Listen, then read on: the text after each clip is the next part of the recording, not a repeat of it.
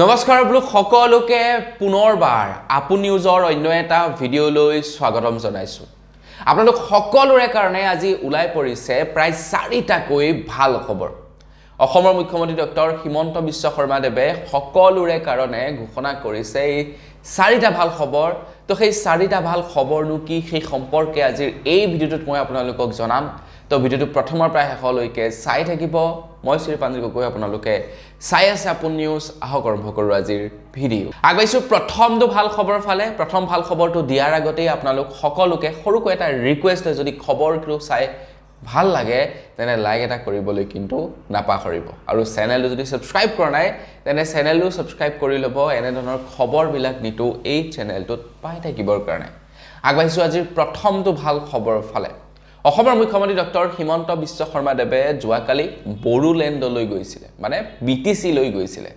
আৰু BTCত উপস্থিত থাকি হাগ্ৰামা মহিলাৰীৰ সন্মুখত তেখেতে কেইবাটাও ভাল খবৰ ঘোষণা কৰে। বড়োলেণ্ডৰ বাবে বা BTCৰ বাবে কেইবাটাও ভাল খবৰ ঘোষণা কৰে অসমৰ মুখ্যমন্ত্ৰী ডক্টৰ হিমন্ত বিশ্ব শৰ্মা দেৱে।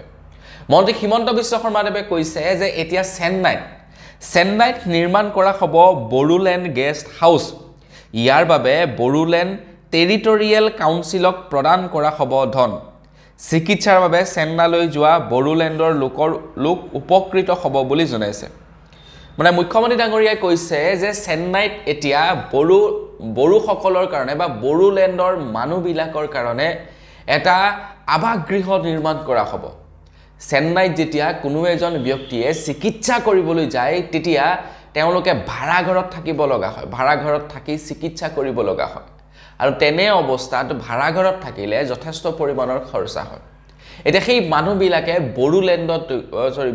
বড়োলেণ্ডৰ মানুহবিলাকে যেতিয়া নেকি চেন্নাইত চিকিৎসা কৰিবলৈ যাব কেতিয়াবা কিবা কাৰণত, তেতিয়া তেওঁলোকৰ যি আৱাসগৃহ থাকিব তাত থাকিব পাৰিব বুলি জনাইছে। এতিয়া কথাটো হৈ গ'ল অকল চিকিৎসা বুলিয়েই নহয়, কেতিয়াবা যদি ধৰি লওক ঘূৰিবলৈ গৈছে, ভাড়াঘৰ ল'বলৈ ইচ্ছা কৰা নাই, ভাড়াৰ ঢেৰ দাম, তাত থাকিব পাৰিব মানে অস্থায়ীভাৱে। মুঠতে বড়োবাসীৰ কাৰণে বা বড়োলেণ্ডৰ কাৰণে এই দুটা বিৰাটেই ভাল খবৰ। আৰু সেই ভৱনটো নিৰ্মাণ কৰিব হাগ্ৰামা মহিলাৰীক ইয়াৰ বাবদ ধন দিব বুলি জনাইছে মন্ত্ৰী হিমন্ত বিশ্ব শৰ্মা দেৱে। আগবাইছোঁ ইয়াৰ পাছৰটো ভাল খবৰ ফালে। ইয়াৰ পাছৰ ভাল খবৰটো ওলাইছে আমাৰ অসমৰ খেতিয়কসকলৰ কাৰণে। আপোনালোকে বাৰু খেতি কৰে নে? কমেণ্ট ছেকশ্যনত জনাওকচোন। আৰু যদি আপুনি খেতি কৰে বা আপোনালোকে যদি খেতি কৰে তেন্তে আপোনালোকৰ কাৰণে দুটাকৈ ভাল খবৰ ওলাই পৰিছে। অসম চৰকাৰে ঘোষণা কৰিছে যে এতিয়াৰে পৰা সৰিয়হো ক্ৰয় কৰিব অসমৰ খেতিয়কসকলৰ পৰা। এই বৰ্ষত আমাৰ অসমৰ খেতিয়কসকলৰ পৰা 2550 টকা পাৰ কুইণ্টেলত ধান ক্ৰয় কৰিব বুলি জনাইছে। প্ৰতি কুইণ্টেল ধান 2550 টকাত ক্ৰয় কৰিব। আৰু সৰিয়হ খেতি যিসকল কৃষকে কৰে তেওঁলোকৰ পৰা 6450 টকাত সৰিয়হ ক্ৰয় কৰিব বুলি জনাইছে।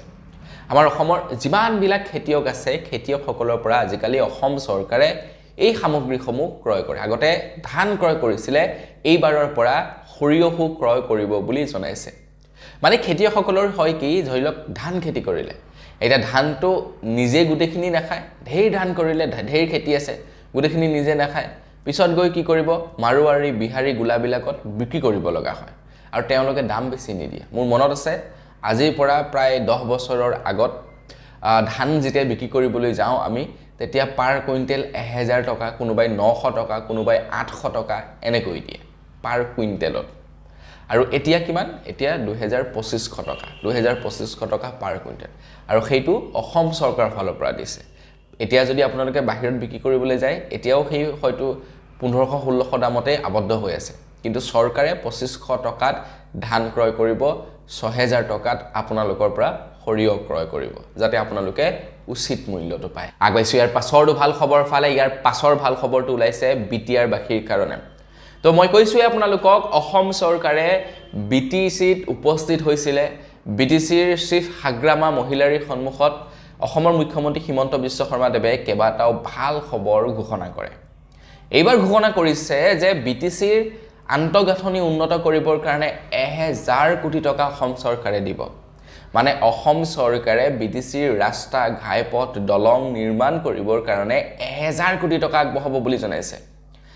1000 কোটি টকা নেমালি নহয় কিন্তু অসম চৰকাৰে 1000 কোটি টকা আগবঢ়াব বিটিচিৰ বাবে অকল সেয়াই নহয় তাৰ লগতে ঘোষণা কৰি দিছে 15000 যুৱক যুৱতীয়ে আত্মনিৰ্ভৰশীল হবৰ কাৰণে মজি নেকি আত্মনিৰ্ভৰশীল আঁচনি যি আছিলে সেই আঁচনিৰ অধীনত 2 লাখ টকাকৈ লাভ কৰিব বুলি জনাইছে 15000 ল'ৰা ছোৱালীক 2 লাখ টকাকৈ প্ৰদান কৰিব ৰাস্তা ঘাইপথ নিৰ্মাণ কৰিবৰ কাৰণে 1000 কোটি টকা আৰু লগতে 15000 ল'ৰা ছোৱালীক 2 লাখ টকাকৈ প্ৰদান কৰিব বুলি ঘোষণা কৰি দিছে গতিকে বিটিচিৰ পৰা যিসকলে চাই আছে তেওঁলোকে ভিডিঅটো এবাৰ শ্বেয়াৰ কৰি দিব আৰু লাইক এটা কৰি থৈ যাব আগবাইছে একেবাৰে হেখৰটো ভাল খবৰ ফালে একেবাৰে হেখৰ ভাল খবৰটো ওলাই পৰিছে শ্ৰীমন্ত শংকৰদেৱ সংঘৰ ওপৰত আমাৰ অসমত শ্ৰীমন্ত শংকৰদেৱ সংঘৰ বহুতো প্ৰাথমিক আছে বহুতো শাখা আছে শ্ৰীমন্ত শংকৰদেৱ সংঘৰ এতিয়া হয়তো প্ৰাথমিক বিলাক মিলি পিনি একোটা শাখা হয় নহয় জানো তাৰপিছত একোটা শাখা মিলি এনেকৈ হয় আৰু মোৰ বৰ বিশেষ আইডিয়া নাই বাৰু আপোনালোকে যদি জানে কমেন্ট সেকশনত ভালদৰে গুটেটো লিখি থৈ যাবচোন এটা শ্ৰীমন্ত শংকৰদেৱ সংঘৰ অধিৱেশন হৈ গৈছে আৰু সেই অধিৱেশনৰ পাছতেই শ্ৰীমন্ত শংকৰদেৱ সংঘৰ বাবে অসমৰ মুখ্যমন্ত্ৰী ডক্টৰ হিমন্ত বিশ্ব শৰ্মাদেৱে এটা ভাল খবৰ ঘোষণা কৰি দিছে মন্ত্ৰী হিমন্ত বিশ্ব শৰ্মাদেৱে কৈছে যে শ্ৰীমন্ত শংকৰদেৱ সংঘৰ প্ৰত্যেকটো আঞ্চলিক শাখালৈ 5 লাখ টকাকৈ আগবঢ়াব এতিয়া অসম চৰকাৰে পৰৱৰ্তী পৰ্যায়ত প্ৰাথমিক শাখাসমূহলৈও আগবঢ়াব বুলি জনাইছে আমাৰ অসমৰ যিমান বিলাক আঞ্চলিক আছে হয়তো চাগে বহুখিনি আছে নেকি আঞ্চলিকলৈ 5 লাখ টকাকৈ আগবঢ়াব অসম চৰকাৰে আৰু প্ৰথম পৰ্যায়ত আঞ্চলিকত দিয়াৰ পাছত শাখা পৰ্যায়লৈ নেক্সট ইয়াৰ শাখা পৰ্যায়লৈ পইচা মানে দ্বিতীয় পৰ্যায়ত শাখাসমূহলৈ 5 লাখ টকাকৈ আগবঢ়াব বুলি জনাইছে তো আপুনি যে শ্ৰীমন্ত শংকৰদেৱ সংঘৰ হয় বা শ্ৰীমন্ত শংকৰদেৱ সংঘৰ পৰা যদি ভিডিঅটো চাই আছে লাইক এটা কৰি ভিডিঅটো অকণমান শ্বেয়াৰ কৰি দিব আপোনালোকৰ কাৰণে ওলোৱা ভাল খবৰটো সম্পৰ্কে সকলোকে জনাই দিব তো বন্ধু বান্ধৱী গল্প আজিৰ ভিডিঅ জনাবলগীয়া খবৰ ইমান কেইটাই আছিলে খবৰ কেইটা জানি আপোনালোকৰ কেনে লাগিলে কমেন্ট সেকশনত জনাব যদি ভাল লাগিলে লাইক এটা কৰি দিব চেনেল যদি সাবস্ক্ৰাইব কৰা নাই সাবস্ক্ৰাইবটো কৰি ল'ব পুনৰ এটা লগ পোৱাৰ আশা কৰিলো ভিডিঅ' আমি কিছু ধন্যবাদ জয় অসম